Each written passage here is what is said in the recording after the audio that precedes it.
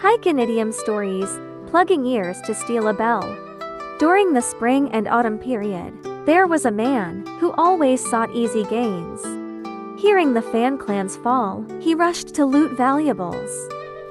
But he was too late. The yard held only junk, not even a copper coin. Suddenly, a golden glint in the firewood revealed an exquisite bronze bell. Made of fine bronze, it thrilled him so much, he tried to haul it away. The bell was immovable despite his efforts. Spotting a sledgehammer by the wall, he hatched a plan. He plans to smash the bell and bring it home. A loud clang made him cover his ears.